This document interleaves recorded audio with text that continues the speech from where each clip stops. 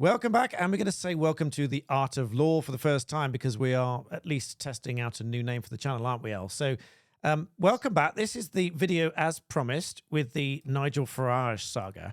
And thank you all for watching my teaser video over on Black Belt Barrister, in case you're not familiar. That's where I'd mentioned it. Lots of questions came up, all asking about why that I teased Nigel Farage may be at risk. Not that they will sue, but they could think about suing for defamation. And Al's here to give us some insight on that.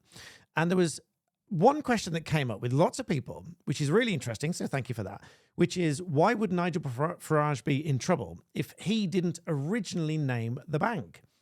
Now, from what we understand, correct me if I'm wrong, Al, we understand that the bank went to the BBC to say, well, this is what really happened. And then the BBC came out with the name. And then Nigel Farage came on Twitter to say, all right, it was them.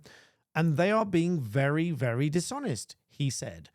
So the point is not that he named the bank later and the BBC named them first. It's what he said about them.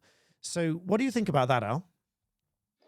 Yeah, there's a lot of issues here, and it's really interesting. But this goes to show how, when it comes to defamation, it can often be an ongoing situation, and something that wasn't necessarily defamation becomes defamation because of later events. I mean, that's what happened in the Banks and Cadwallader thing. She was completely in the clear up to a certain point. Then some new information came out. She didn't update the story to reflect that, and that's what caught her out. So with this particular one, Farage just saying, "Yeah, my bank treated me very, very badly," whether that's a mere opinion or a statement of fact that's defamatory. Without naming the bank, he was probably okay. Now, as we've discussed before, though, and this cropped up, oh, that trial's going to get mentioned again. If you don't mention somebody by name, can it be defamatory? And it's what we call defamation by innuendo. And it's one of these where innuendo doesn't mean what regular people think it means. It means something different in law. And it's could you could the audience or a group of the audience know who you're talking about, either from the context or from prior knowledge? And if it's from prior knowledge, you have to evidence how they've got that prior knowledge and why that would have affected their opinion. I mean, this happens a Yeah, lot and so in small some people would suits. already know who it was. Like some people closer to him would know who it was. Some people in certain, political circles or lawyers circles, because there's a lot of lawyers, there's a lot of politicians use the same bank, so they would by association, extension, inference, understanding, they would probably have a good guess as to who it was. Maybe not Yeah, knowing for certain who it was, but a very good idea of who it was. And there's only so many banks that certain circles are likely to use. So yeah, I mean, even without naming them, some people would know. So there's at least a risk there, if my understanding is correct, Al, in that some people would know. And the publication part of defamation is somebody other than the claimant or prospective claimant themselves. So anybody else. So if you're communicating it to anybody else, because let's say there were, I don't know, let's say if Farage didn't name the bank, but half a dozen other politicians knew who he banked with and said, well, all right, well, we're going to pull our bank accounts then. And then the bank loses business. That's what you're saying, isn't it? Because they yes. know who it is. Yeah, because generally speaking, when it comes to defamation, the courts say we will only take into account the material that your average hypothetical reasonable reader would have had access to. So if you tweet something and don't name somebody, but you say linked to a story, and from that story you could identify the person, they might say, well, yes, because it's not unreasonable that somebody would click on the tweet. But if it was a situation where you would only find out who we're talking about by doing your own extraneous research. It's like, oh, I wonder who he's talking about. I'm just going to Google. Oh, I see here from an old newspaper article he used to bang with Coops. The courts would say, well, no, because that isn't a part of the original statement. Yeah. So you can't make something defamatory because a third party does something.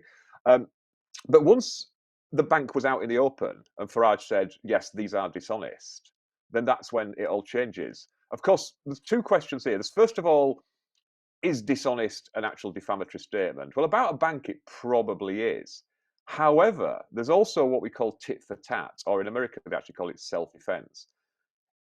It's You can't sue somebody for defamation if they're just responding to something you've said.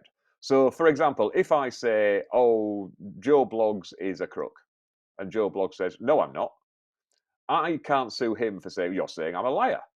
And you can actually deny an allegation in very, very robust terms. You can say they are lying, they're dishonest, they're corrupt. You can't go beyond the mere denial. So you can't say, and what would you expect from somebody who, and then put loads of extraneous material in that's just, just criticizing for something that's not connected to the original dispute. But yeah, you can deny it's different in some American states, because that Trump case was interesting because she was allowed to bring a claim on the fact that he had accused her of lying about the allegation. Over here, that wouldn't be, you couldn't bring a cause of action there, because just saying, no, that's not true and you're lying. But this isn't, he's not saying the bank, now, is he saying the bank's dishonest about what they said, or they're just dishonest fundamentally? Because obviously saying a bank is dishonest, trading in finance, then that is defamatory. They would have to Yeah, it's show quite it's serious quite harm. serious, isn't it? And for a bank, And there's an interesting aside point sorry, here, which is probably going to be interest to law students. I'm sorry if I cut across you, Al, because it's a bit laggy with the internet for anyone else. Because for anyone else watching, we're not in the same room, if that's not obvious. Okay, we're doing this by internet, and we've got a bit of a lag, but that's why we might cut across each other. But there's an interesting point that might be of interest to law students and anyone generally, really. But when you're in court and you've got witnesses coming to give evidence, what you can't do is, let's take, prosecution witness 1 is currently giving evidence, and prosecution witness 2 is going to say, they're going to say something slightly different, maybe even contradictory. What you can't do is say to witness 1, aha, but witness 2 is going to say this. What have you got to say about that? You can't do that. You can't put one witness's evidence against each other, because they can't comment on each other's evidence. There is and that's the rule against comment, but there's an exception to this rule, and that's for the defendant. And so it leads on from what Al's saying about answering allegations in very robust terms. So ordinarily, you'd have to have a very good reason to say a witness is lying, which is different from saying they're mistaken. You could very robustly say to a witness, you cannot be sure what you saw. You could be mistaken. It's very, very possible you're mistaken, which is very different from saying you're lying. If you have evidence that they're lying and that there is something else, and that it's quite clear from the evidence that they're lying, then it's easier to put that, because you can then show from the evidence, this witness is lying. They are saying one thing, the evidence shows something else. Clearly, they are lying about it. However, when you've got the defendant coming up, it's open to the defendant really to say within reason what they want about the evidence against them. So you'll then put to a defendant, which is the exception to the rule against comment. You'll say, you've heard witness 1 say that they saw you do this, and witness 2 said that they saw you through the CCTV doing this. What do you say about that? What do you make of that? And they can say, well, they're both lying. They're in cahoots. They're stitching me up, or whatever it is. And still within reason, there's arguments about bad character that might come in. But to that degree, the defendant can comment on that. So this all comes into play with if you are accused of doing something. There are certain ways that you can respond to that. So pick that up from there. Yeah, so we've got the issue there is, has the bank been identified? Is the statement defamatory? Have they suffered a loss? And they would have to show that they'd suffered or were likely to suffer financial harm. Now, accusing a bank of dishonesty, you get into this, we've spoken on other videos about disparaging people in their trade or profession has always been seen as potentially very serious. They would still have to evidence and say, we're either getting lots of bad publicity or we're losing accounts or something like that. There's also the public interest defence. It's in the public interest to say the bank did this. I mean, it's all very strange when it started, because people were speculating as to why this might be, and people getting into all the money laundering stuff. And because that's one thing, if a bank closes your account or suspends your account for money laundering, they're not allowed to tell you that's what they've done. I mean, this happens. This is the same for lawyers. We have the same rules. So if your lawyer ever goes quiet on a house transaction and you're going, why is this taking so long? It might just be their slack, but it could also be there's something where they've just had to report to the NCA about the source of funds. I mean, 99.9% of these, that's the National Crime Agency. They go, no, that's fine, just carry on with it. When this was introduced, people were playing it really safe and reporting every transaction to the NCA just so they wouldn't get into trouble. And the And some NCA still said, do, yeah. "Okay, use your discretion a little bit, guys. You know, the mere fact somebody has money doesn't necessarily mean they're suspicious. You know, the suspicious dealings. But it's always better because you can go to it's a criminal offence to facilitate an unlawful transfer or money laundering or you know certain types of financing. So that's why people tend to be overcautious. Barristers, we're quite lucky because we're the one exception, the one thing we're very different from solicitors is we're not allowed to handle client funds.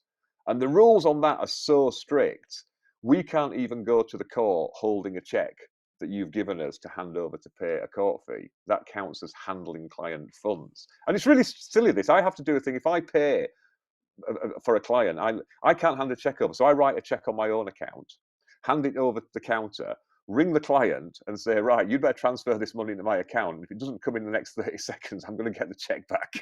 That's how I cover myself. But there It's are all these rules. absolutely strict, and we can't do anything like that. Anything that's be it disbursements or anything that can be seen to be holding the money on trust or anything like that. Not that, I suspect not everybody understands what that is, and even though that's what the rules say, but there's a little line that we put in client care letters to say that you agree that we're not going to hold any money on trust for you and things like that, because we can't. The rules don't allow us to do it.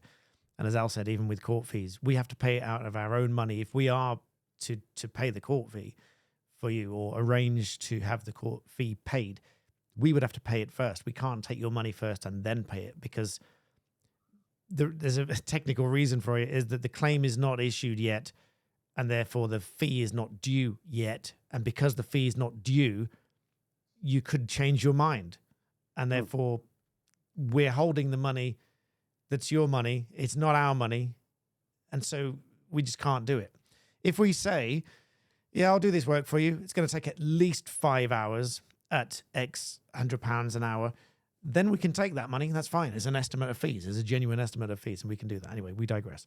But yeah, no, accusing the bank of dishonesty would be a Well, serious there's thing, also particularly with the bank. because defamation obviously it's a common law claim, so you can sue for damages. But anything like injunctions, they're equitable remedies. As I've said on other videos, the only remedy at common law is damages. So if you want an injunction to stop somebody saying something or a declaration something was false, that's equity. But in equity, there's a rule that you have to come with clean hands. Unlike the common law, you can be the dodgiest person in the world, you've still got legal rights. In equity, you don't. Only nice people are allowed to bring equitable claims. And they might turn around and say to the bank, well, you've breached GDPR then, because you have effectively said this person didn't meet our funding criteria, and that's why we dropped them. Is that a breach of confidence? Well, one exception to confidentiality generally, including GDPR, is you're allowed to correct a false impression. So, say for instance, we've done this. I've got a video that's probably will go up about NDAs. Say there's an NDA in place and you've signed it saying you won't talk about something, but then the other person on the end of the NDA starts saying something that's patently untrue. You are allowed to say, actually, no, that's not true, and this is what the reality is, even if you're bound by the NDA, because that's the whole point. You can't use an NDA to protect falsehoods. So if somebody is saying something incorrect about somebody, then that person, even if they normally would owe a duty of care and duty of confidentiality, they can say, no, sorry, this is the truth. This happened, you may remember, with Virgin Trains and Jeremy Corbyn. Jeremy Corbyn put out a picture of himself on a crowded train, going, "I can't get a seat. This is, the current state of like the railways." And Virgin basically put all the CCTV from the train, going, "There's loads of seats, and here's you sat in a corner, and there's a seat next to you. You could have had. There's a seat there. There's a seat there." And people said, "Well, hang on." Because CCTV is all controlled, you've got to have like security industry licenses to use CCTV, and normally it can't be broadcast publicly, except for instance, to show like a crime and say, can you recognize this person? But they put the CCTV out there to show that what Mr. Corbyn was saying wasn't true. And there was a bit of a fuss about that and a bit of a stink saying you've breached confidentiality. But their answer was, no, we are correcting a false impression. And you were bad mouthing our company. You were saying incorrect things about our company. So Coutts could probably rely on exactly the same principle and say, you are bad mouthing our company. You have accused us of treating you badly for reasons that weren't correct. This is the real reason. we subjected you to this because, you didn't meet the financial criteria, and we're allowed to tell people that. There was a similar one with a restaurant where some family had put a really scathing review. I think it was Trustpilot, one of the big review platforms, saying food was rubbish and all this sort of stuff. And then the restaurant owner replied to confirm that the CCTV showed that they'd all cleared their plates, all but one person, I think, or whatever it was, and then complained. And it's the same thing. It's using CCTV that otherwise would not really be okay to even talk about in that sense, but it was in that situation. It was, well, no, it couldn't have been that bad. You all cleared the plates. So yeah, Well, I that quite like was that. an interesting question. But sorry, go on. No, I just like that. There's some coffee shop that puts a sign that says like, it said, "Come in and try the worst coffee in the world," according to that one woman on TripAdvisor. So that was a great way Yeah, of leaning into it. yeah. And what was the other thing I was going to say? You carry on. It'll come to me. Sorry, more tangents. Yeah, but like I say, so there's loads of issues here. There's all the defamation issues, but there's also all the breach of confidence issues. And it also gave us the chance to talk about sort of money laundering. I can tell a little anecdote about Coots. My old pupil master, he banked at Coots. He was very old school. He looked like an RAF sort of Spitfire pilot, big tash and everything. He was like, "Robertshaw," and my entire pupillage was basically lighting his pipe. That was my job. Robertshaw. It's like, yeah, I'm kind of carrying matches and things. This is an old school pupillage before you actually needed to, know something.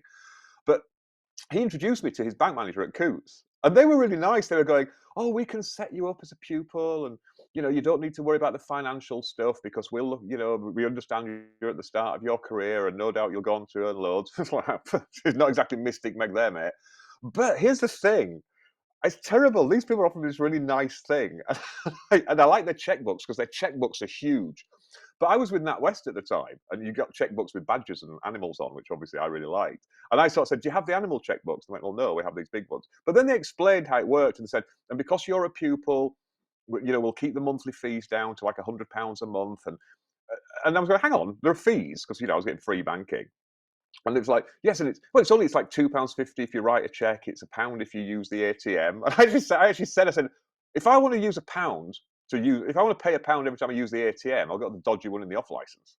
Which says, so basically, I said, because I said, this is no offense, but this is technically just a NatWest, isn't it? And they were, "Well, we are owned by the NatWest Group, yeah." And with hindsight, maybe I should have done it, although, realistically, who cares? But I'll say one thing for Coots: they have lovely checkbooks, and their actual branch in Fleet Street is a really stunning building. I'm surprised it's not a Wetherspoons yet, because like all the other banks and financial institutions are pubs now on Fleet Street. But yeah, that was my little thing. And So I'm sorry, Mr. Farage. They said they would have me even though I was poor. just on buildings and banks, the Apple Shop Birmingham is another one, isn't it? I forget what bank that was now, but I'm sure that was a bank where that now sits outside New The Street Apple Station. Store in But London is the old Oswald Mosley headquarters. Not a lot of people know that, but that's the old BUF headquarters. But it's a bit sad with pubs and banks because we're just talking about pubs now, but there's a great pub called the Knights Templar just on the Carey Street corner of Chancery Lane. And I only found out that was a Wetherspoons when they closed it. They've just recently closed it. And I was going, but that was the only cheap pub on Fleet Street. And I've realised why now. But also there is the old Bank of England, what used to be bank, that is also a pub. So if you ever get a chance on Fleet Street, there are some amazing pubs with weird histories as to what they used to be. And I speak in my Night Lawyer video about the White Hart. That's the pub that's unofficially the stab in the back, because that's where, when you're a journalist, if you ever got invited out to the stab in the back by the editor, that meant you were about to be sacked. and I've remembered what I was going to say. There were two things, actually. One, you've mentioned in a previous video, which has actually been useful or could be useful to a lot of people, because there's a lot of sort of quote unquote vigilante cyclists out there these days that are filming people in cars with mobile phones, which is a pet hate of mine, because any barrister who's done a sort of early practice bit of going to do what we call infant settlement hearings, which are as horrendous as they sound, a lot of them are off the back of car accidents that could have been avoided if people were just not on their phones and not otherwise distracted. But anyway, that's one of the reasons why it's a pet hate. But those people that are going around and filming and then reporting it, as you mentioned previously, Al, anyone that does report such footage to police can't then be sued for all kinds of different sort of, breach of personal information and all this nonsense, because that just wouldn't be right to not be able to. And I've done another video on this on my channel a while ago saying that would be ludicrous for someone to argue that's like a breach of GDPR and all this nonsense. It might well be very well set out and eloquently argued, but ultimately flawed. And the other one was there was I think it was on TikTok or some platform like that. There was a restaurant, or it was like an outdoorsy type restaurant that was live streaming the front desk of this, food takeaway place, whatever it was. And so every single customer that was coming there was obviously on camera, live buying, and then some of them were standing there eating it. And they were live streaming this thing. And it probably still goes on. Clear breach of GDPR there. Don't be tempted to do that. That's quite wrong side of the line. There's a big art festival called Art Basel, which is I quite like it. I've never been. I missed the one in Hong Kong because that was the week before I got there. But they did a thing this year where if you use the ATM, it projected your bank balance up on a big screen so everybody could see it. So every you use the ATM, you could actually see what their bank balance was, and that was considered to be an art project. But that was that was quite an interesting one. So you could sort of go, who are these big dealers and collectors, and are they actually quite as well off as they claim to be? But this is that was an interesting one because presumably I didn't see that there was a little sign anywhere saying, you are consenting to this. But it's a work of art, and the sort of people who go to Art Basel, are probably deemed to appreciate things like that. I mean, don't forget, Art Basel is where people, sell the rights to gaffer tape bananas to walls for $150,000 a time. I'll have to do a video on that because actually there's been a copyright case on that about whether anybody else can gaffer tape a banana to a wall.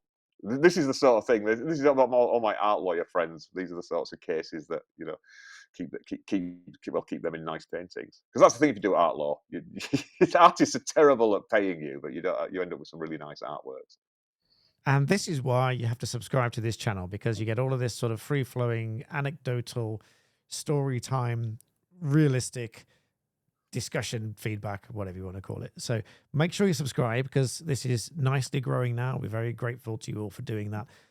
Any more questions and thoughts, either on the Farage stuff or anything else, happy to come back and we'll talk about those as well.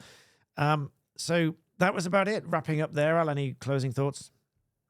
No, like I say, it just raises some interesting questions. I mean, it's always tricky for big institutions to bring defamation claims, because we always say never bring a defamation claim anyway, because all your dirty washing ends up out there. But it did raise so many interesting points. And like I say, I know people like the celebrity aspects of it, but how does it affect you? Because what if you get badly treated by a bank? I mean, it's not exactly something that never happens, is it? So I hope that is some use to you. You can go on social media and start criticizing. Remember, always frame it in terms of opinion. Explain what the bank did, and then say why you're annoyed. Just never say these are a bunch of crooks. Say, right, this bank did this. It closed my account. It did this. They didn't send me this letter. That's why I think they're a bunch of crooks, because that turns it into opinion. So long as you give people the underlying facts, so they can form their own opinion and go, well, actually, I don't think the bank was unreasonable there, then that gets you off the hook in terms of defamation.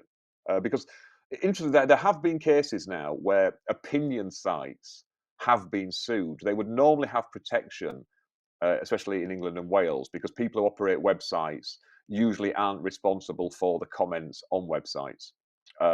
However, if somebody warns somebody and says, please take it down, that is defamatory. That can put them in the frame. But in this particular case, it was interesting, and I think it was one of the review sites. And I know which one. I'm going to check before I say anything, but I think I know which one. But we'll come back and do another video on that. And there's 2 points. There's that one. I'll find the case, because I know which one you're talking about, but I'm going to check. I do check before I say things. And secondly, the asking a question. Can you be defamed by asking a question? That's coming in the next video, so make sure you subscribe. And so that was to address so many people that ask the same question. Why would he be in trouble when he didn't first name the bank? That's why I hope that helps to address that and helps to make it clearer. Not that they will, they probably won't. I mean, I very much doubt this is going to go anywhere. It's probably a lot of noise about someone being upset over it, but that's probably about it. That's probably all we'll see. But thank you all for watching, and we'll see you all next time. Hey, Al? So cheerio from Lord Lover Duck. Please subscribe. The duck wants your clicks. Look at the camera, duck. What's the clicks or the quacks? Clicks and See you all quacks. next time. Take care. Take care.